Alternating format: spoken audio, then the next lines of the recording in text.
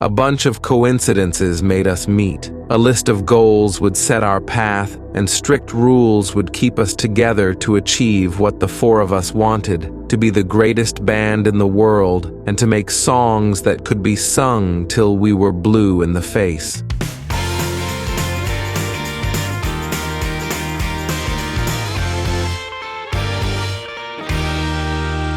Welcome to Trembol Podcast, the place for music stories that thrill. Chapter 1. Chris Martin's First Steps. Hello, my name is Christopher Anthony John Martin, or what is the same, Chris Martin. I am the singer and co-founder of Coldplay. I was born in Exeter, UK, on the 2nd of March, 1977, into a conservative Anglican family. It was headed by my father, Anthony Martin, who was an accountant and magistrate, and my mother, Alison Fleming, who was a music teacher. My childhood home was huge. We had a stable, a tennis court, and a large expanse of lawn where I played with my 4 siblings. As a child, I was very fond of cricket and field hockey. My parents gave me my first instrument when I was 7 years old. It was a ukulele. By the time I was 11, in the year 1988, I had already composed my first songs, among them the instrumental Electric Thunder. I played it with a group of friends who called ourselves the Gradison Ensemble. At 13, my parents sent me to a boarding school. At that time, I was very religious and somewhat naive, which made me not get along very well with my classmates. I'm glad to have lived that experience. It made me become convinced that I would not be like the others. I would look for a different path in life. To infinity and beyond! At that time, I was part of several school bands like Floating Insomnia, Identity Crisis, and at the age of 15, the Rocking Honkies, where I played keyboards for 2 years. It would be at that time that I met Phil Harvey, who over the years would become Coldplay's manager, or as we call him, the 5th member of the band.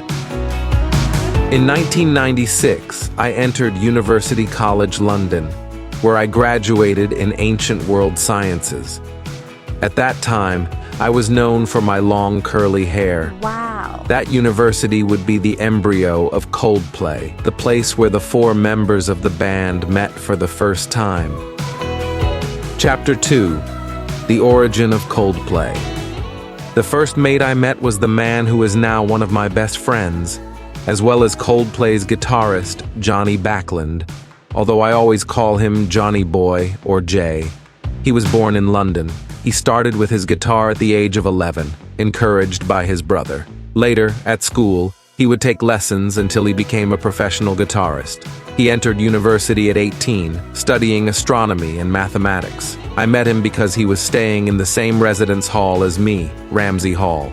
We immediately hit it off and started composing together, forming the duo Pectorals. Shortly after that, we were joined by a bass player, Guy Berryman. I met him in a college class, and we discovered that he also lived in the same dorm as Johnny and me.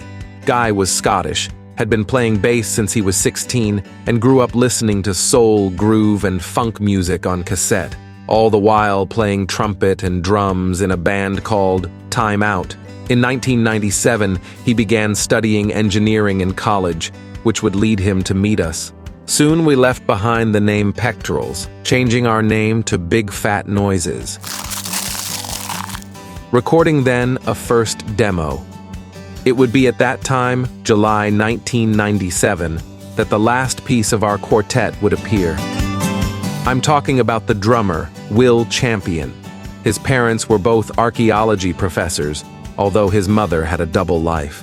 He was also a DJ under the name Champion Tunes. When Will was little, one of his neighbors gave him a drum set, although he was more interested in other instruments. By the age of 8, he was playing piano and violin, and by 12, guitar and bass. He was a real talent. Super genius! He was part of the school band Fat Hamster. In 1997, he started studying anthropology, as life would have it, at the same university as Johnny Guy and me. At that time, we already had a drummer who happened to be Will Champion's roommate. This guy decided to leave the band to pursue other things, so he recommended us to try Will. We invited him to a rehearsal in the shared apartment that Johnny and I had moved into. Will hadn't played drums for a long time, but he did great, and we took him on. Yahoo! Despite only being with us for a few days, he set us up with our first gig at a nearby pub, Laurel Tree. We played for about 100 people, almost all friends. We kept coming up with a name for the band, and for that gig we called ourselves Starfish. I'll let you in on a secret. We always liked to make lists of our goals. We still do to this day. The first one we wrote said we had to rehearse, play 4 gigs, and get signed to a record label. Guess what? We achieved them all. Yippee! It was 1998 when we would decide on our final name. Turns out a friend called Tim Crompton had a band. Can you guess the name? Yeah, right, Coldplay. He decided to end the band, but because he really liked the name, he suggested that we use it, and so we did. By the way, the name came from a book of poems by Philip Harkey called Child's Reflections, Coldplay. Chapter 3. Coldplay has to be the biggest band in the world. We were still studying, working as waiters, but mostly playing clubs and cementing our band. In 1998, my friend Phil Harvey, who was already acting as our manager, financed a short album for us which we called Safety. It had 3 songs on it. It cost him £1,500 and only 500 copies were released. A music journalist who owned a record label known as Fierce Panda liked it and released a second album with another 3 songs in 1999. Its name, Brothers and Sisters.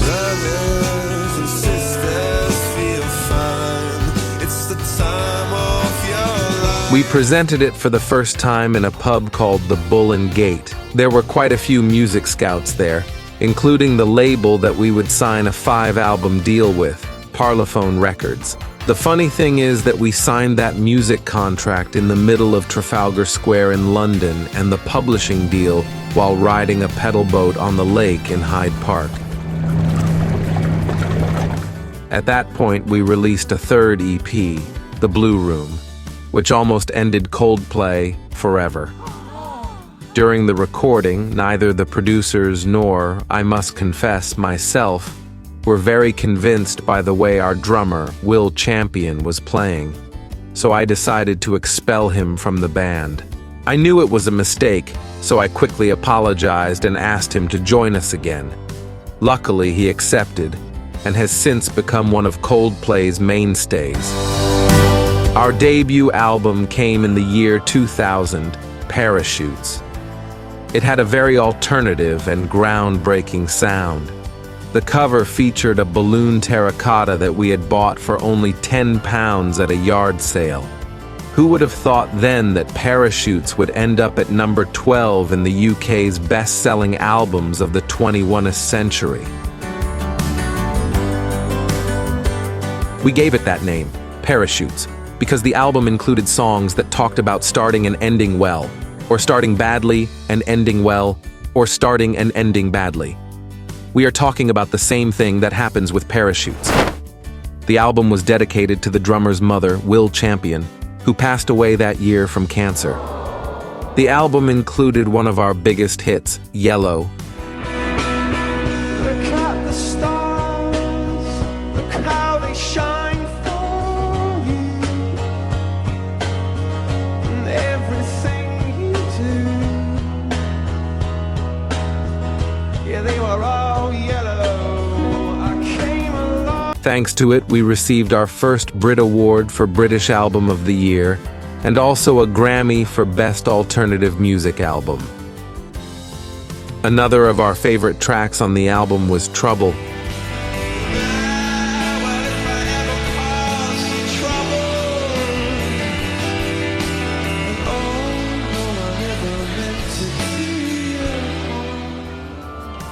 That same year, we embarked on our first headline tour, which included a performance at Glastonbury Festival, which was very special.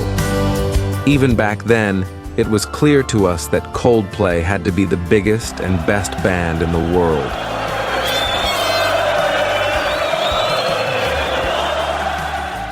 To fulfill this purpose, we mutually agreed on a set of rules that would govern our band.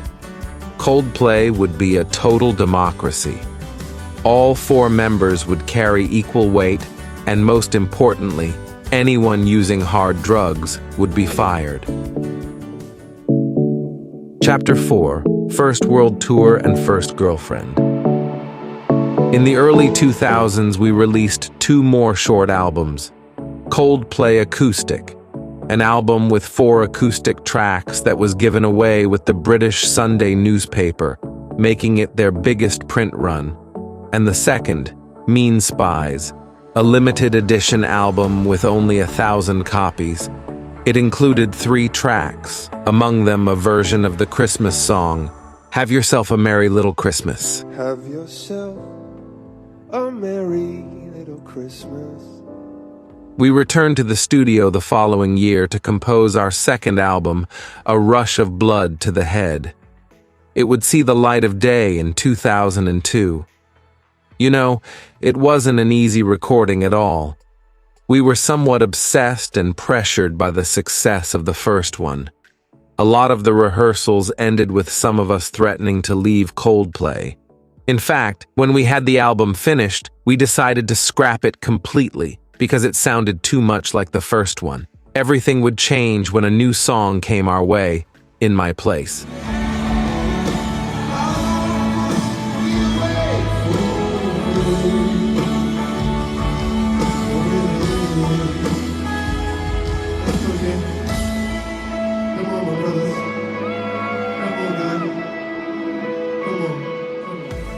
This song unblocked us, and thanks to it, we were able to compose a complete new album.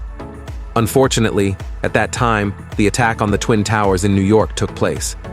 That event also inspired us for the album. The album, whose title means Do Something Impulsively, was full of songs of despair, in counterpoint to the calm lyrics of our first album, Parachutes. Although we also included several love songs. We've always felt that songs are like fairy tales. They have a beginning and an end, and you can make it all work out perfectly. Real life doesn't operate the same way, does it? The thing is that on the album we included more piano and guitar presence, especially on our most popular singles, Clocks, which talks about despair,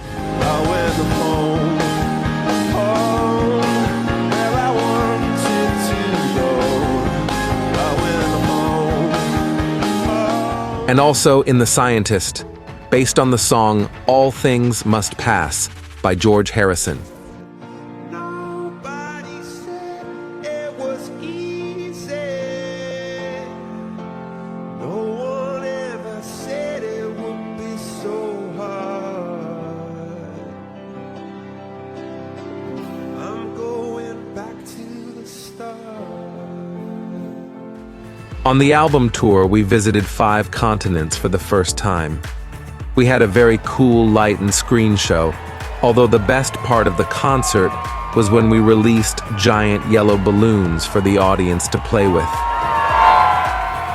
The tour served to cement our live reputation, so we decided to immortalize the experience in a live DVD and CD called Live.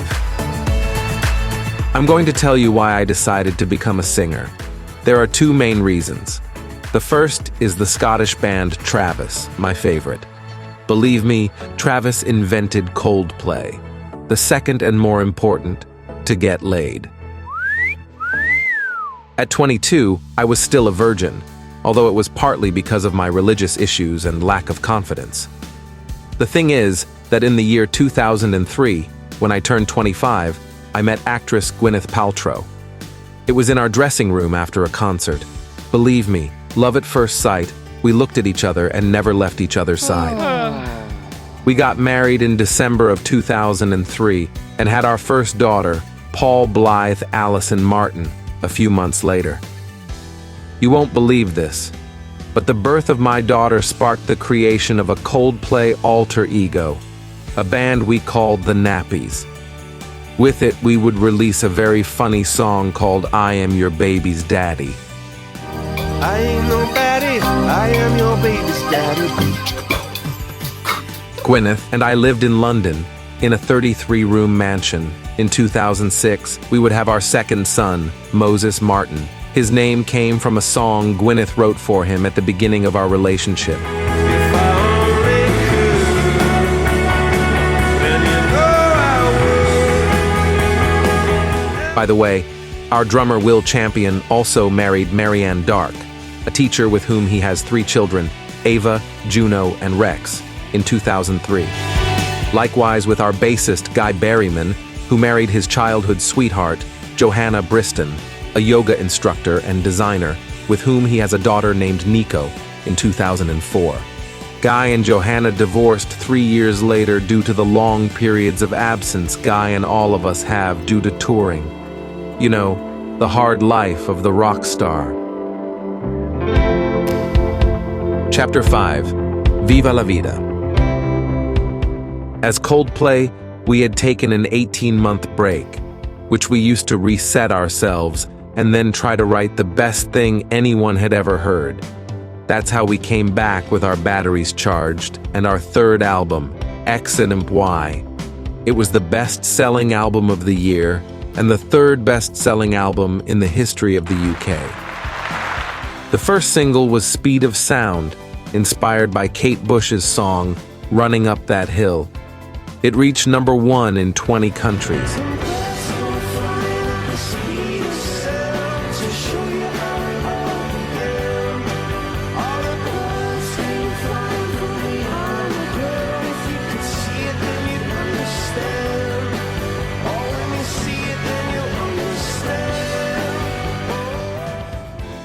The album has clear electronic music influences, such as the great track talk.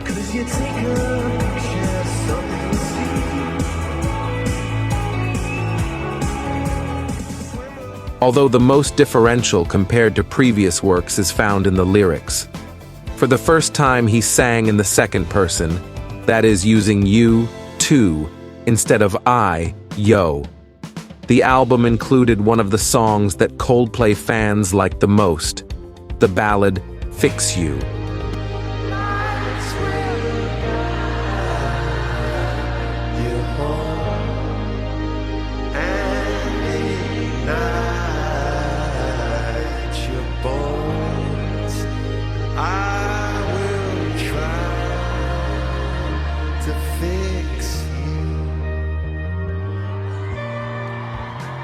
It's a track inspired by my wife, Gwyneth, and all that she suffered when her father died of a heart attack while they were celebrating his birthday. The album took us on a nearly 2-year tour, as we won Album of the Year and contributed to a benefit album with a song called How You See the World.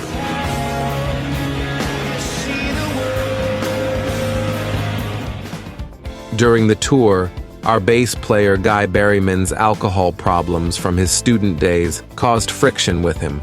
We got very serious and helped him, and together we got him through it. The final part of the tour took us to Latin America in 2007. They were the best concerts of our life, so much so that it greatly influenced the new album.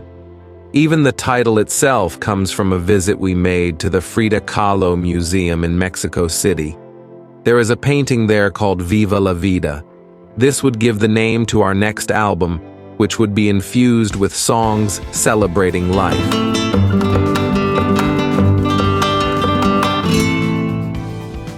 The album was born out of a desire to move from black and white to color, and we introduced it with Violet Hill, a song with bluesy touches in which I sing in a lower tone of voice than usual.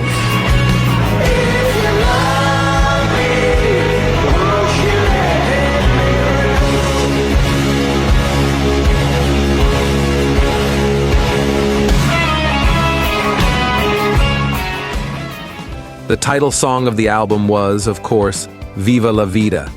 It became the best-selling song on iTunes in the year 2008 and was our first #1 on the American Billboard.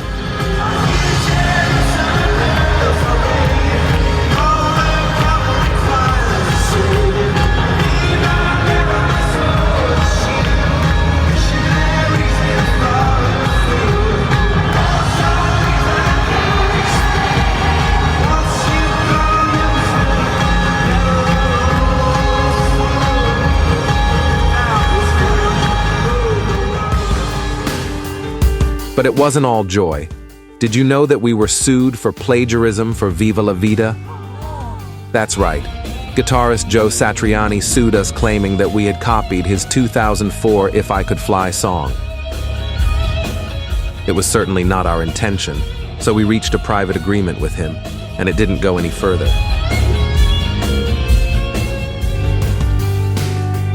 The album was finally called Viva La Vida, or Death and All His Friends.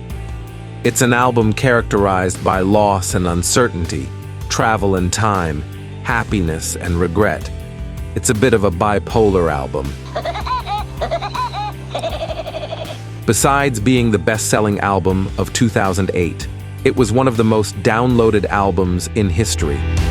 Without a doubt, it is the most experimental album we have ever made.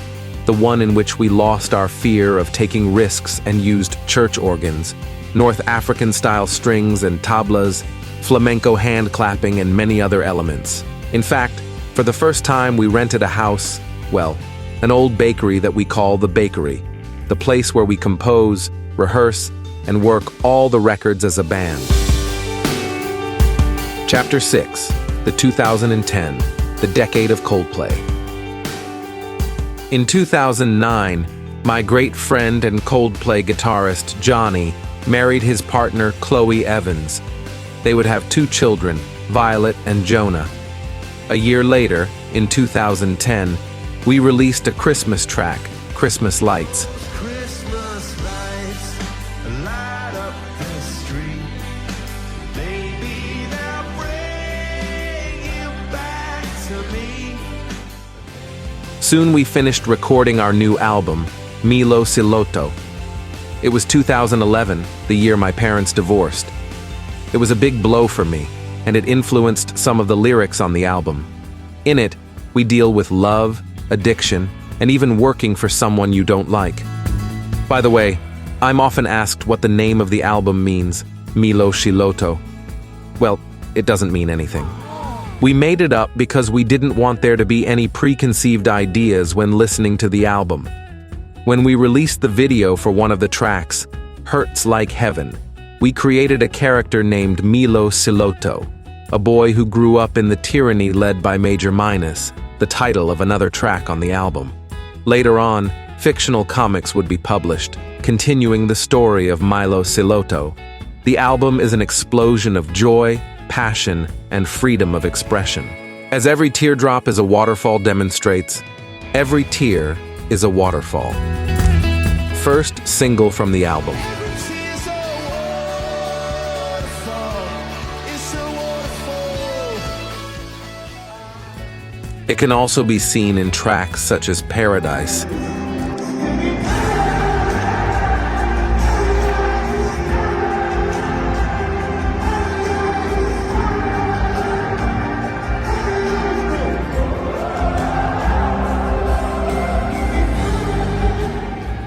Also in Princess of China, which we sang with Rihanna.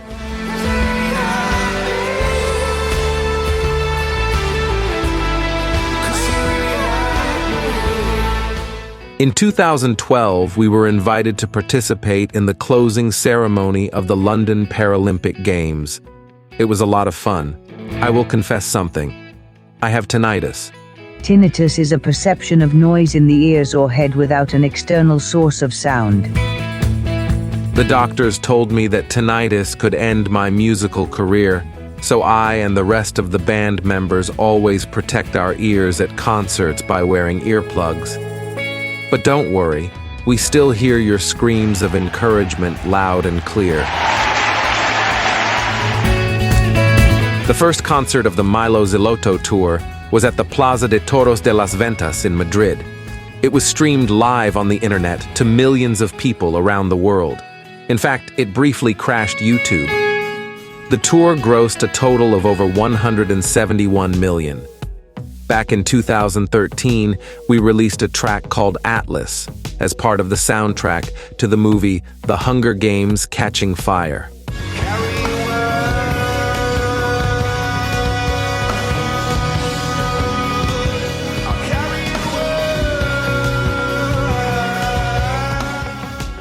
It would not be until 2014 that our sixth album, Ghost Stories, would be released. The album explores the idea of past actions and the effects they can have on the future and one's capacity for unconditional love. We present it with 6 shows in a small, intimate setting in 6 cities: New York, Los Angeles, Paris, Tokyo, Sydney, and London.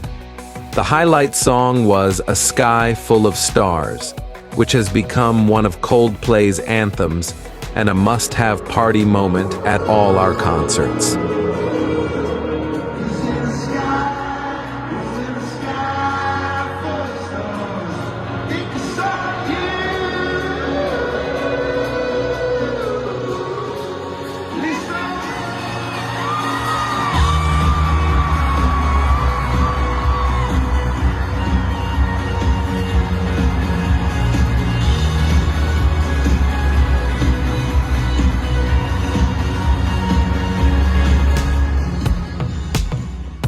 We sold close to 4 million worldwide, which was far from our best records, but those were different times.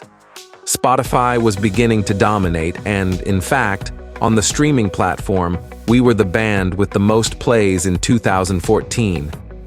At that time, our bassist Guy began a relationship with Irish model Kesha Garretts, with whom he would have 2 children, Lucian and Bea. For me, Chris Martin, things were very different, and in 2014, I separated from my wife, Gwyneth Paltrow. We are still very close friends, but the divorce cost me a lot, and I suffered from depression for almost a year. Of course, since then, I stopped being totally vegetarian, which I did mainly because of her. To take care of myself, I regularly go to the gym, practice yoga, and also 1 day a week I don't eat, which keeps me more focused and healthy. Chapter 7: The Color Era.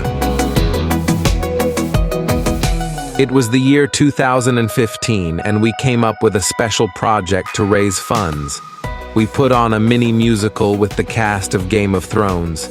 You can't imagine. It was quite a show. Remember Ned Stark, he was a lot of fun, but he didn't make it past season 1.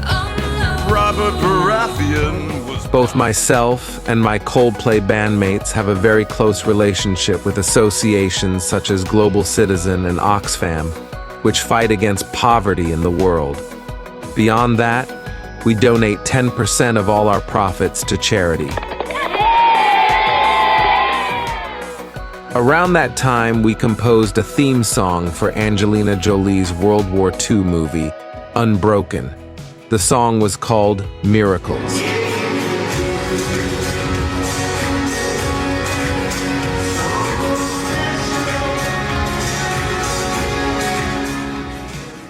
Our next album, A Head Full of Dreams, was released in 2015.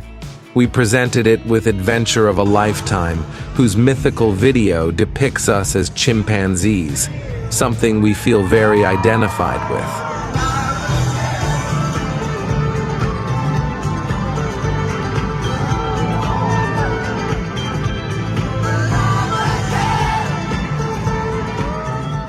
The album featured collaborations with Beyoncé, Noel Gallagher, Tove Lo, even my wife Gwyneth Paltrow, and, believe it or not, Barack Obama himself.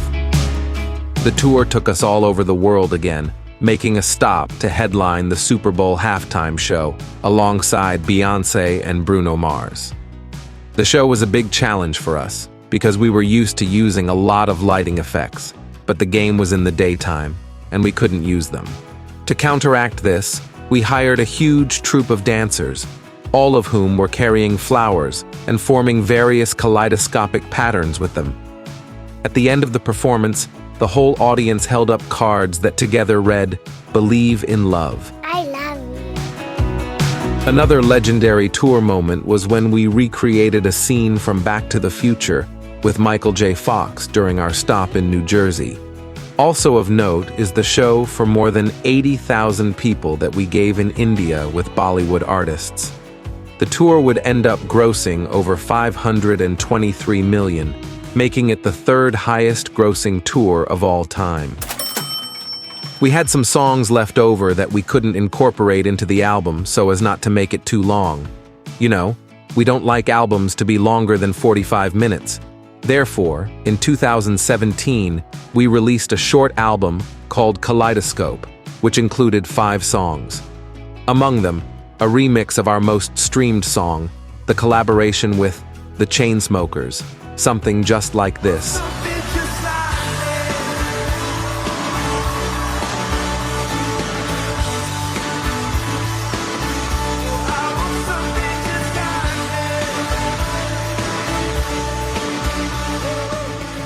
We would also release a live album called Life in Buenos Aires, and, under the pseudonym Los Unidades, we sang on a charity record called Global Citizen EP1.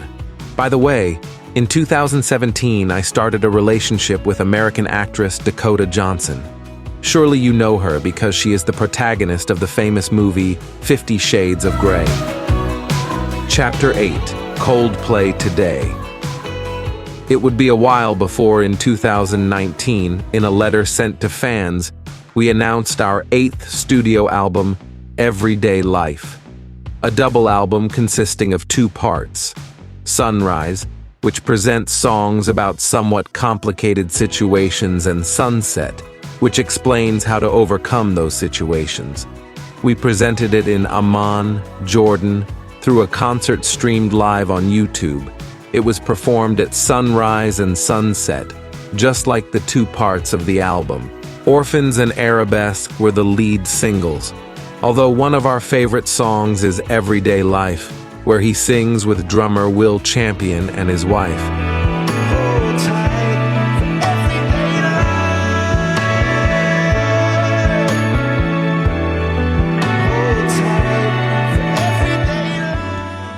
Do you want to know a curiosity? Everyday Life was the first album where we used swear words in some songs. I'm going to explain how Coldplay works and you'll understand. Normally, the idea for the songs comes from me, Chris Martin. When I have a sketch, I show it to our guitarist Jonny Buckland, who, if he likes it, adds some guitar riffs, and from there it goes to our bass player, Berryman, who can either scrap the song or add something to it. The process ends with the last filter, that of our drummer Will Champion. We call him the anchor of Coldplay because he ensures that our essence is maintained. Will had never let swear words in a song before until the Everyday Life album, where he said they were a perfect fit. It was also the first album we didn't tour with. Do you want to know why? The reason is simple. We wanted our tours to be non-polluting, to be completely carbon neutral. So we started working towards that. For the next album, we hired the most famous producer in the world, Max Martin. The first single, Higher Power, was broadcast from the International Space Station, leading into the new album we would release next year, Music of the Spheres. The biggest hit was the collaborative track with the popular South Korean group BTS. My Universe debuted at #1 on the US Billboard Hot 100.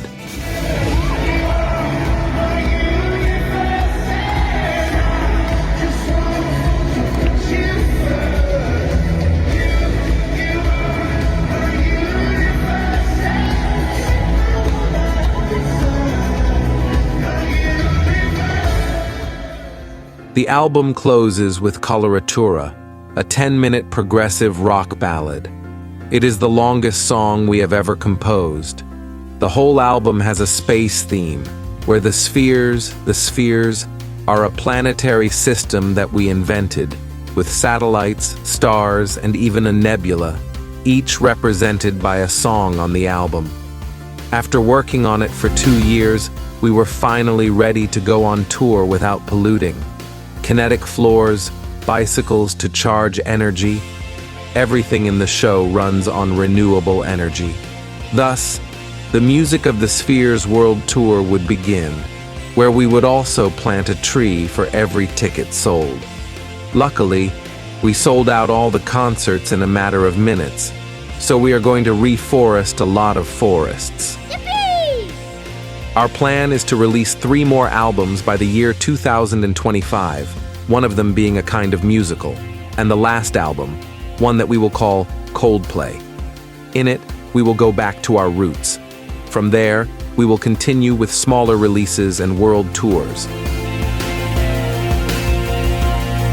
We've sold over 100 million albums worldwide, and our wealth is over 471 million pounds. But that is nothing compared to the love that you, our fans, have for us.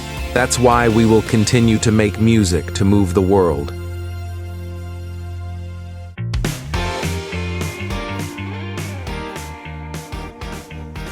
If you want to enjoy images, videos, fun facts, and many more things about this artist, you will find it all at Trembol.com. Please don't forget to subscribe to our video podcast, share it with everyone, and most importantly, join the Trembol family on Patreon, where you will find unique podcasts, special content, and you can also appear in our dedications. You have the link in the description. Thank you very much, and see you next time, Trembol. We love you.